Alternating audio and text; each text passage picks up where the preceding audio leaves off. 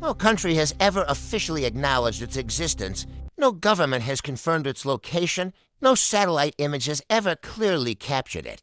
And yet, for years, rumors have circulated across military forums, intelligence leaks, and underground reports about a place known only as Camp 009, an alleged detention site hidden beneath the surface of the ocean, not floating, not offshore, but submerged. If the reports are true, Camp 009 is not a prison in the traditional sense. It is described as an underwater containment facility engineered to hold individuals considered too dangerous, too sensitive, or too politically explosive for any known prison system. No public trials, no visitation, no official records, just silence. Supporters of the theory claim Camp 009 was designed to solve a problem no country wants to admit exists. What do you do with people the world cannot see, but the system cannot release? This documentary does not claim Camp 009 is real. Instead, it investigates where the story came from, why so many believe it exists, and what such a facility would require to function. Because whether Camp 009 is fact, fiction, or something in between, the idea alone reveals how far societies may be willing to go in the name of control and security. The name Camp 009 did not appear in official records. It didn't surface in court documents or government press releases. It appeared quietly. The earliest references trace back to obscure online forums, places frequented by former military, contractors, intelligence analysts, and deep-sea engineers. The posts were vague, fragmented, often dismissed as speculation, but a pattern emerged. Different users, separated by years and continents, described strikingly similar ideas: a submerged detention site, long-term containment, no surface access, no official jurisdiction, the number 0. 9 inches was never explained. Some claimed it was a designation. Others suggested it was simply a placeholder used to obscure something else. What gave the rumor traction wasn't proof, it was consistency. Descriptions didn't contradict one another, they aligned. And once mainstream creators discovered the story, it spread quickly, fueled by secrecy fear. And one lingering question: if governments operate black sites on land, why wouldn't they experiment below the surface? At first glance, an underwater prison sounds impossible, but from a security perspective, it solves several problems at once. Escape becomes nearly impossible.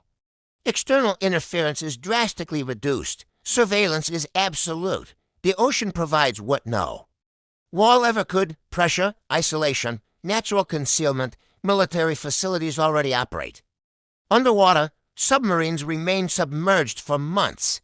Deep-sea research stations function under extreme conditions. From a purely technical standpoint, the concept is not science fiction. From a political standpoint, however, it becomes deeply unsettling, because such a facility would exist outside public oversight, beyond journalists, courts, and human rights observers, and that's where the theory becomes disturbing.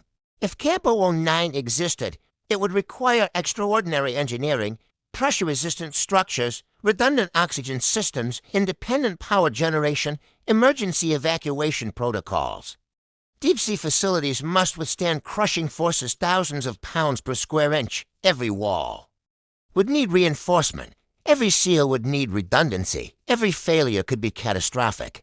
Supporters of the theory point to undersea laboratories and military testing platforms as evidence that the technology already exists.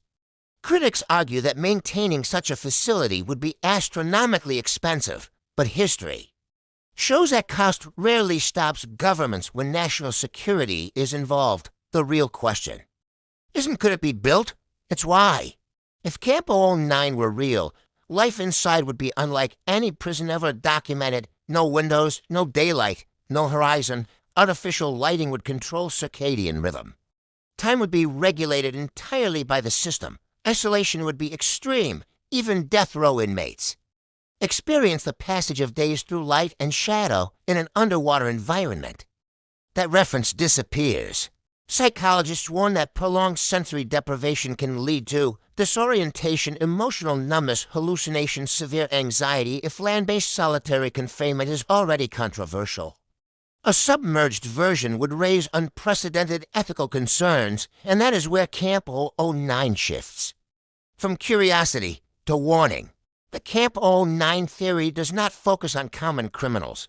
It describes categories, not names, individuals deemed too dangerous to release, too sensitive to prosecute publicly. Too politically volatile to acknowledge, these would not be inmates with release dates. They would be contained indefinitely, without trials, without visitation, without acknowledgement. This aligns uncomfortably with known practices. History confirms that secret detention has occurred, only not underwater. Camp 009, if real, would represent the extreme end of that logic. Several anonymous accounts claim involvement in projects resembling Camp 009. None offer proof, none provide coordinates, none reveal documentation, but their stories echo each other. They describe rotational staffing, compartmentalized knowledge, strict non-disclosure agreements. Each person claims they only knew a fragment, never the whole picture. That too matches real-world Black Project operations. Skeptics argue these stories are fabricated. Supporters counter that secrecy always looks like fiction until it isn't. There are no confirmed underwater prisons, but there are real facilities that make Camp 009 feel less impossible. Black sites, offshore detention centers, deep-sea military installations, submerged research. Habitat's governments have proven they can operate beyond public visibility, and once a system exists, the temptation to push it further always follows. Camp 009 may not exist, but the world that inspires it does. If Camp 009 were real, it would violate international law, human rights conventions, domestic legal frameworks. Acknowledging it would create legal chaos. Denying it would maintain control.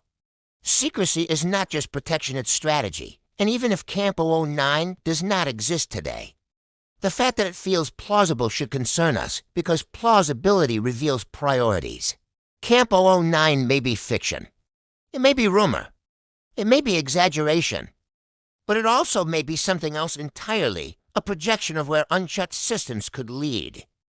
Throughout history, extreme measures begin as hypotheticals, then experiments, then normalized practices. Camp 009 forces a question that has no easy answer. How far is too far in the name of security?